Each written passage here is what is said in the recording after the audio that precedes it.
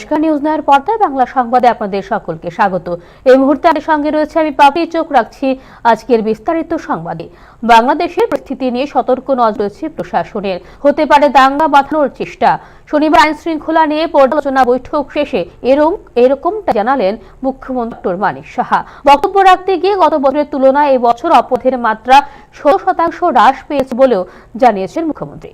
শনিবার ভবনে রাজ্যের আইন শৃঙ্খলা পরিস্থিতির বিষয়ে রাজ্য আরক্ষা প্রশাসনের উচ্চপদস্থ আধিকারিকদের নিয়ে পর্যালোচনা বৈঠক করেন মুখ্যমন্ত্রী ডক্টর মানিক সাহা।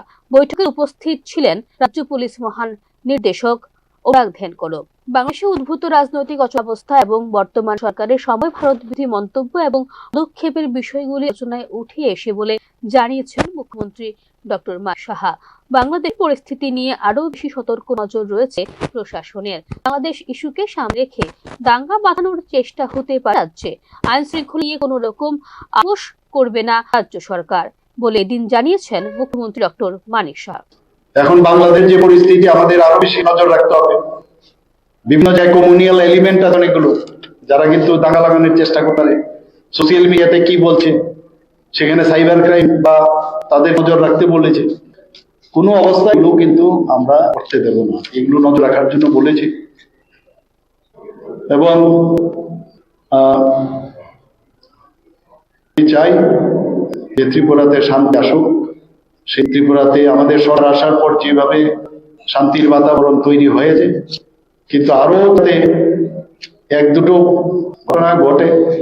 নানা রকম কিছুদিন যে এগুলো বলে আননেসেসারি ইরিটেট করছে এবং আমাদের নজর আছে। আমরা সহাবস্থান থাকতে চাই।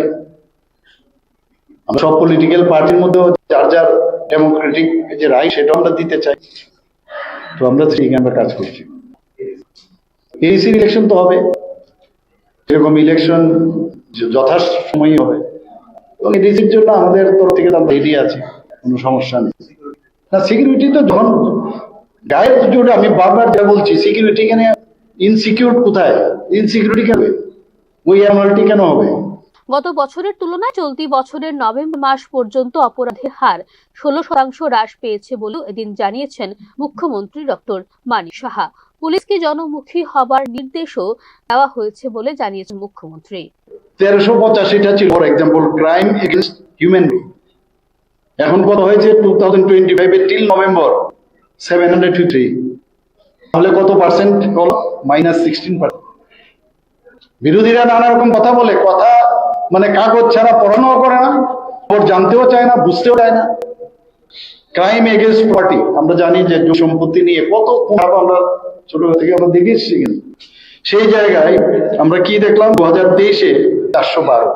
মানে এটা কিন্তু ডিসেন্ডিং অর্ডারে 2024 এভাবে। আমি আর এটা বললাম না, আমি ফার্স্ট এবং লাস্ট 3 করে বলছি। 2023-এ 412, এখন তো 275, -40%। আজকে ক্রাইম এগেইনস্ট উইমেন, আমি এই বিষয়ে কথা বলেছি যে আরো বেশি ক্রাইম এগেইনস্ট উইমেনের আরো আমাদের যে ন্যাশনাল ক্রাইম ব্যুরো যে রেকর্ড, সেখানে দেখা যায় আমরা কিন্তু অনেকটা উপরে। আরো কেন আরো নিচে নামবো আমরা? তো আমাকে যেটা বলা হয়েছে সেটা তো অনেক আগে রিপোর্ট। তো আমি দ্য লেটেস্ট যে রিপোর্ট আসবে, হয়তো বা যে ক্রাইম এগেইনস্ট উইমেন CAW সেটা কমে যাবে। আপনাদের মাধ্যমে আমি সমস্ত ত্রিপুরাবাসী একটা কথাই বলবো যে ল অ্যান্ড অর্ডার নিয়ে আমরা কোনোভাবে আমরা কম্প্রোমাইজ করব না। কারণ এখন কিন্তু অদ্ভুত সিচুয়েশন। বাংলাদেশ নিয়েও আমরা কথা হয়েছে, বিভিন্ন ডাউটস আছে যে জায়গায় আমরা 3 দিকে আমরা পুলিশ কর্মীদের জনবান্ধব আচরণ এবং শারীরিক ভাষায় মনোযোগ দেওয়ার আহ্বান জানাচ্ছেন মুখ্যমন্ত্রী ডক্টর মানিক সাহা। বিশেষ করে সংকট ব্যবস্থাপনা, জনগণ অনুষ্ঠান এবং নিয়মিত আইন শৃঙ্খলার দায়িত্ব পালনের সময় আরো বেশি সংবেদনশীল হবার উপর গুরুত্ব আরোপ করেছেন মুখ্যমন্ত্রী ডক্টর মানিক সাহা। রাজ্যের প্রতিটি থানায় উপযুক্ত শৌচাগার নির্মাণের বিষয়টিতেও এদিন গুরুত্ব দেওয়া হয়েছে বলে জানিয়েছেন মুখ্যমন্ত্রী ডক্টর মানিক সাহা। আসন্ন ত্রিপুরা উপজাতি শাসিত জেলা পরিষদের নির্বাচন সুষ্ঠুভাবে সম্পন্ন করার জন্য রাজ্য সরকার প্রস্তুত বলেও এদিন এক প্রশ্নের উত্তরে জানিয়েছেন মুখ্যমন্ত্রী doctor Manik Saha. Bureau report, news now. শনিবার ভোরে আসামের যমুনামুখ কামরূপ রেল স্টেশনে হাতির পালের সঙ্গে সংঘর্ষে লাইনচ্যুত হয় রাজধানী এক্সপ্রেসের ইঞ্জিন সহ একাধিক কোচ। যদিও এই ঘটনায় যাত্রীদের কেউ আহত হননি, তবে এই ক্ষেত্রে মৃত্যু হয়েছে 7 হাতির। রেল চলাচল ও বন্যপ্রাণী সুরক্ষা নিয়ে নতুন করে উদ্বেগ সৃষ্টি করেছে এই ঘটনা। শনিবার ভোরে আসামের যমুনামুখ থেকে রামপুর রেল স্টেশনে একটি ভয়াবহ রেল দুর্ঘটনা থেকে অল্পের জন্য রক্ষা পেল 20507 ডাউন সাইড থেকে নয়াদিল্লির রাজধানী এক্সপ্রেস। লাবিং রেল ডিভিশনের এই সেকশনে ভোর রাত 2:17 আচমকায় হাতের একটি পালের সঙ্গে সংঘর্ষে জড়িয়ে পড়ে দ্রুতগামী ট্রেনটি। সংঘর্ষের তীব্রতায় ইঞ্জিন সহ 5টি কোচ লাইনচ্যুত হয়ে যায় ট্রেনটির। গুয়াহাটি থেকে প্রায় 126 কিলোমিটার দূরে একটি বন ঘেরা এলাকায় সংঘটিত হয় এই ঘটনা। দুর্ঘটনার পরপর জরুরি ভিত্তিতে উদ্ধার ও ত্রাণ কাজ শুরু করে রেল কর্তৃপক্ষ। স্বস্তির বিষয় হলো এই ঘটনায় ট্রেনে থাকা কোনো যাত্রী আহত নেই এবং ঘটনায় প্রাণহানির কোনো ঘটনাও। এই দুর্ঘটনায় ব্যাপক ক্ষয়ক্ষতি হয়েছে বন্য প্রাণীর। প্রাপ্ত তথ্য অনুযায়ী সংঘর্ষে 7টি হাতির মৃত্যু হয়েছে এবং গুরুতরভাবে আহত হয়েছে একটি বাচ্চা হাতি। বিষয়টি নিয়ে বন দপ্তরের পক্ষ থেকে তদন্ত এবং প্রয়োজনীয় ব্যবস্থা গ্রহণ করা হচ্ছে বলে জানিয়েছে স্থানীয় প্রশাসন। দুর্ঘটনার খবর পাওয়ার সঙ্গে সঙ্গে দুর্ঘটনার ট্রেন, রেলওয়ের প্রযুক্তিগত দল এবং ঊর্ধ্বতন কর্মকর্তারা পৌঁছান ঘটনাস্থলে। ঘটনার পর এলাকা পরিদর্শন করেন এবং উদ্ধার ও পুনরুদ্ধার কাজের অগ্রগতি তদারকি করেন উত্তর পূর্ব রেলওয়ের জেনারেল ম্যানেজার, লামডিং ডিভিশনের ডিভিশনাল রেলওয়ে ম্যানেজার সহ একাধিক শীর্ষ আধিকারিক। ক্ষতিগ্রস্ত কোচ যাত্রীদের জন্য কোচের খালি বাড়তে স্থানান্তরিত করা হয় নিরাপদে। পরে দুর্ঘটনাগ্রস্ত কোচগুলোকে আলাদা করা হয় মূল ট্রেন থেকে। প্রয়োজন নিরাপত্তা যাচাই শেষে সকাল 6:11 গুয়াহাটির উদ্দেশ্যে যাত্রা শুরু করে রাজধানী এক্সপ্রেসটি। গুয়াহাটিতে পৌঁছানোর পর ট্রেনটির সঙ্গে অতিরিক্ত কোচ সংযুক্ত করে যাত্রীদের নিয়ে নির্ধারিত গন্তব্যে দেশে পুনরায় যাত্রা শুরুর পরিকল্পনা করা হয়েছে বলে জানিয়েছে উত্তর পূর্ব সীমান্ত রেল। যাত্রী ও তাদের পরিবারের সদস্যদের তথ্য প্রদানের জন্য গুয়াহাটি রেলওয়ে স্টেশনে চালু করা হয়েছে 3টি হেল্পলাইন নম্বর। হেল্পলাইন নম্বরগুলি হলো 03612731 এবং 03612731 এবং 03612731 দুর্ঘটনাটি এমন একটি রেলপথে ঘটেছে যা সরকারিভাবে হাতি করিডোর হিসেবে চিহ্নিত নয় বলে জানিয়েছেন উত্তর পূর্ব রেলওয়ের প্রধান জনসংযোগ কর্মকর্তা কপিন্দল কিশোর শর্মা।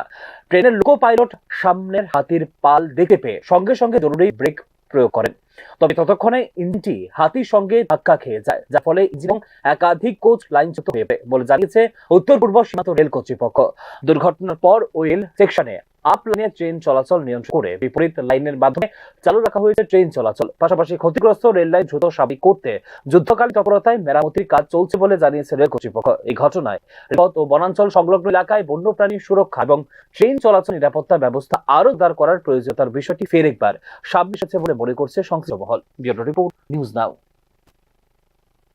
বাংলাদেশে সংখ্যালঘু হিন্দুদের উপর নির্যাতনের অভিযোগকে কেন্দ্র করে একে একে বিক্ষোভ সংঘটিত হচ্ছে সীমান্তবর্তী ত্রিপুরায়। প্রতিবেশী দেশে হিন্দুদের উপর অত্যাচার, অগ্নিসংযোগ এবং সহিংসতার অভিযোগ সামনে আসতেই এবার আগরতলায় বাংলাদেশ ভিসা অফিসের সামনে বিক্ষোভে সামিল হন সনাতনী হিন্দু সমাজের সদস্যরা।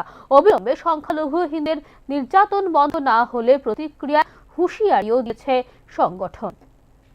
বাংলাদেশের সংখ্যালঘু হিন্দুদের উপর নির্যাতনের অভিযোগ কেন্দ্র করে আগরতলায় বাংলাদেশ ভিসা অফিসের সামনে বিক্ষোভ প্রদর্শন করে সনাতনী হিন্দু সমাজ।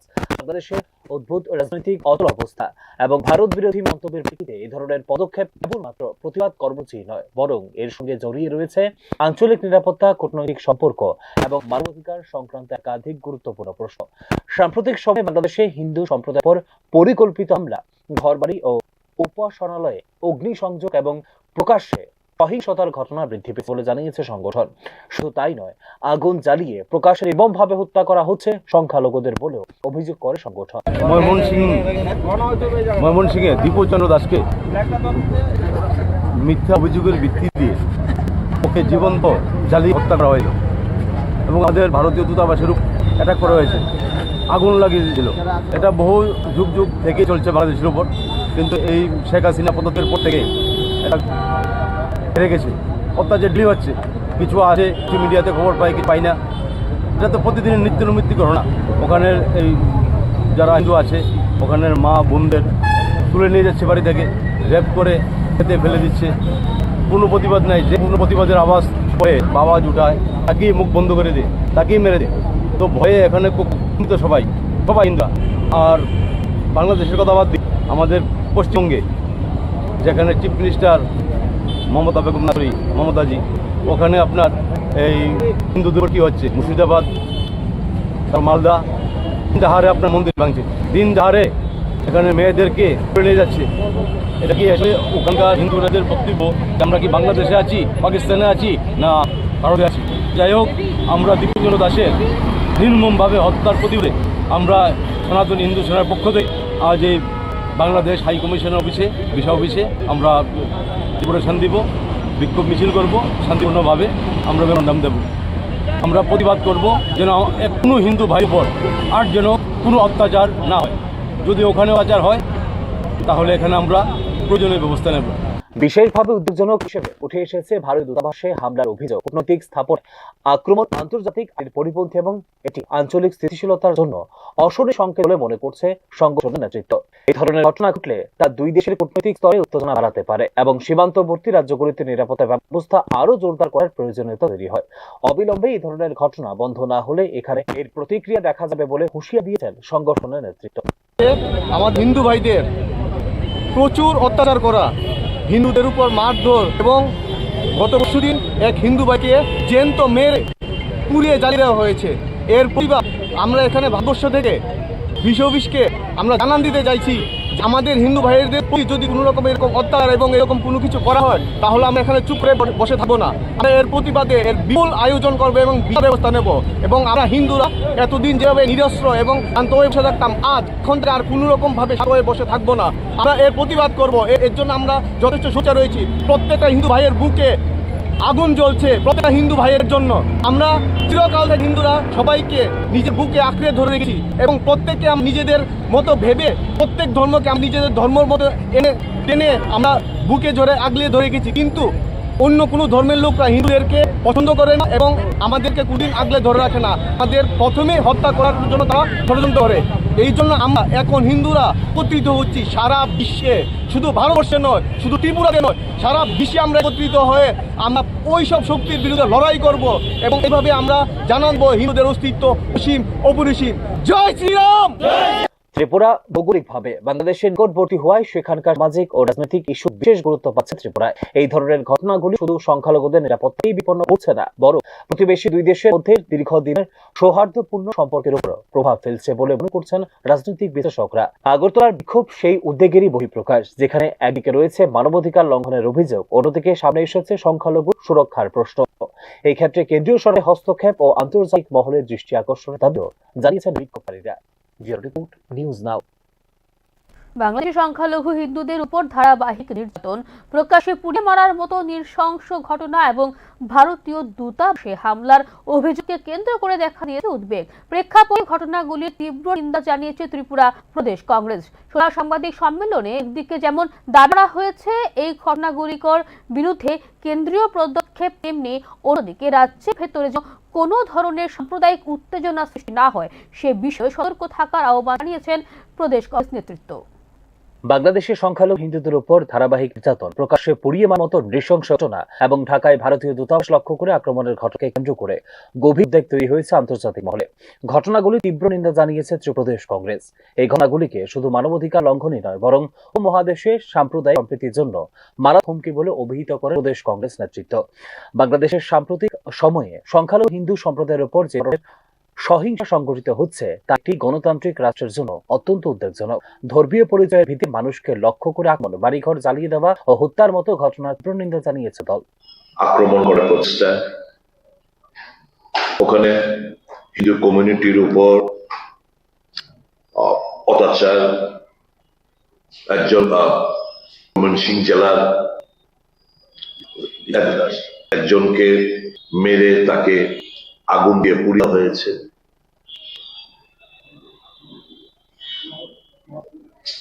সেই প্রমাণটাকে আমি যে কথা বলছিলাম যে মৌলবাদী শক্তির উত্থান হয়ে যে কোনো দেশ বিপদ আসন্ন। এই ঘটনা আমরা দুঃখ প্রকাশ করি, নিন্দা জানাই এবং নিশ্চয়ই আমাদের ভারত সরকার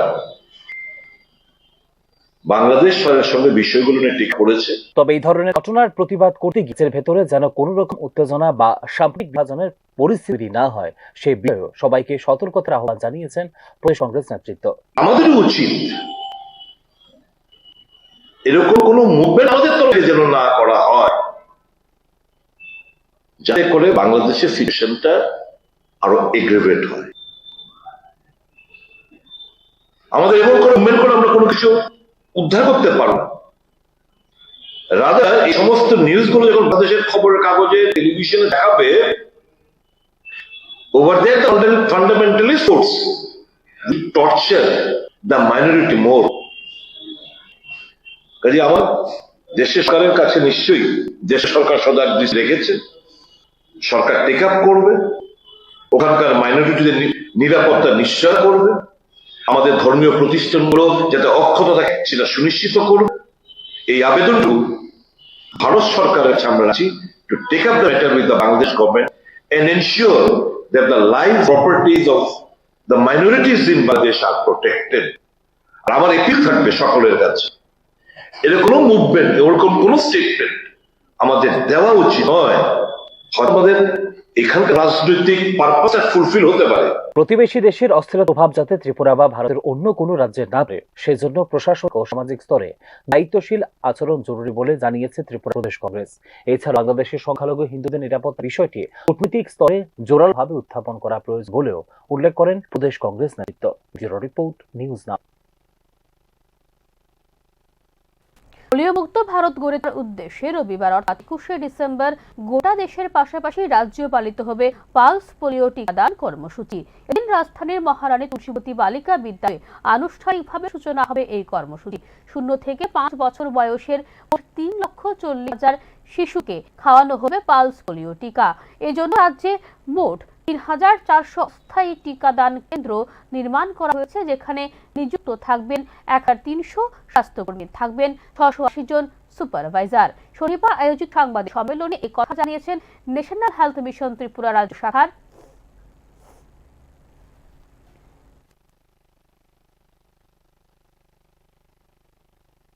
दिसंबर संडे 2025 तारीख 2025 में हमारा पूरा भारत में एक नेशनल इम्यूनाइजेशन डे का पालन होगा। उसके साथ साथ हमारा त्रिपुरा में भी नेशनल इम्यूनाइजेशन डे का पालन होगा। इसका स्टेट इनॉग्रेशन हमारा तुलसीपति स्कूल में होगा। Honourable secretary health will inaugurate programme. उसके बाद हमारा मेन टारगेट है कल का दिन हमें 3,40,000 के ऊपर 0 से लेकर 5 वयसी जितने भी बच्चे हैं सबको 2 बूंदे पोलियो देने का पोलियो डोज देने का ये डिसीजन ले लिया है और ये प्रोग्राम चलेगा। इसके लिए हमारा जितने भी सब centres, PHC, CHC, district hospital, SDH सभी जगह पे ये पल्स पोलियो वितरण होगा और बच्चों को खाया जाएगा। इसके एडिशनल पब्लिक का सपोर्ट के लिए हमने 3,400 के ऊपर टेम्पररी बूथ का भी सेटअप कर दिया गया है। हर एक बूथ में स्वास्थ्य कर्मी रहेगा, आंगनबाड़ी वर्कर रहेंगे, आशा वर्कर रहेगा और इसका मिलाकर अराउंड 13,000 के आसपास स्वास्थ्य कर्मी हमारे ये बूथ रहेगा और इसको सुपरवाइज करने के लिए अराउंड 680 सुपरवाइजर भी बूथ के लिए रहेगा। This is in addition to the sub centre. Bus চালক মহিলার অভিযোগের প্রেক্ষিতে কন্ডাক্টরকে গ্রেপ্তারের প্রতিবাদে বন্ধ রাখা হয় সেবা। প্রেক্ষিতে আগলা তেলিয়ামুড়া রুটে দুর্ভোগের শিকার হন সাধারণ মানুষ। আগরতলা থেকে তেলিয়ামুড়াগামী একটি চলন্ত বাসে মহিলা যাত্রী শরীরে হাত দিয়েছেন দীপঙ্কর ভট্ট নামে এক বাস কন্ডাক্টর বলে মামলা লিপিবদ্ধ করা হয় তেলিয়ামুড়া থানায়। প্রেক্ষিতে গ্রেপ্তার করা হয় যুক্তকে। প্রতিবাদে শনিবার সকাল থেকে বাস পরিষেবা বন্ধ রাখা হয় তেলিয়ামুড়া আগরতলা। গ্রেপ্তারের বিবাদে তেলিয়ামুড়া থানায় বিক্ষোভ প্রদর্শন করেন সংশ্লিষ্ট বাস চালকরা। মিথ্যা মামলায় সম্পূর্ণ অঠিকভাবে তাকে গ্রেপ্তার করা হয়েছে বলে অভিযোগ সংশ্লিষ্ট বাস চালকদের।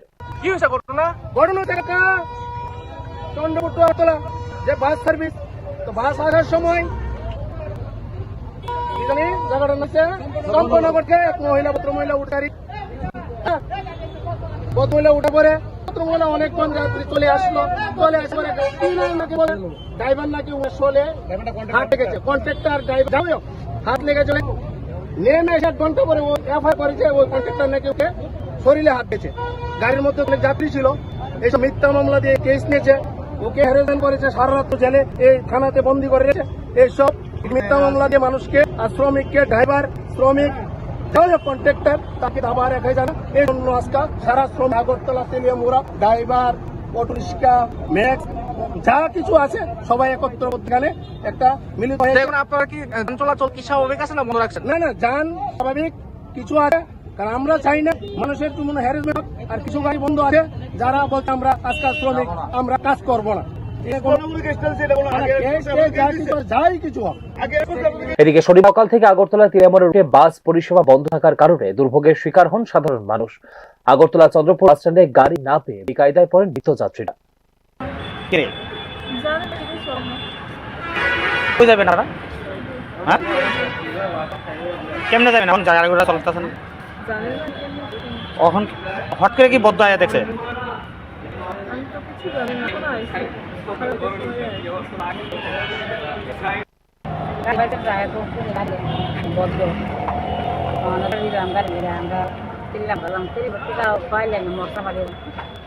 কি কইছে?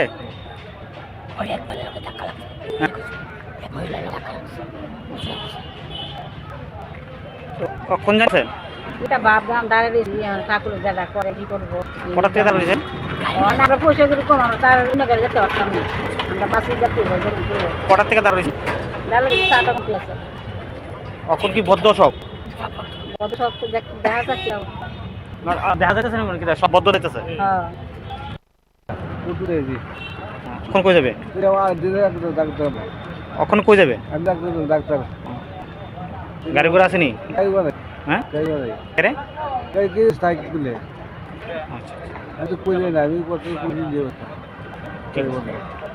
বিশেষ করে দূরপাল্লার বাস পরিষেবায় নজরদারি ক্যামেরার অভাবে প্রায়শই অপ্রীতিকর ঘটনা শুনতে হচ্ছে, যার প্রেক্ষিতে শেষ পর্যন্ত প্রভাবিত হতে হচ্ছে সাধারণ মানুষকে। যাত্রী পরিষেবার মতো গুরুত্বপূর্ণ বিষয়গুলিতে আরো বেশি সংবেদনশীল সরকারি নজরদারি প্রয়োজন বলে এদিন জানিয়েছেন ভুক্তভোগী সাধারণ মানুষ। Bureau report, news now. শনিবার বর্দোয়ালির সরকার প্রিন্টিং প্রেস অফিস পরিদর্শন করেন মন্ত্রী অনিমেষ দেববর্মা।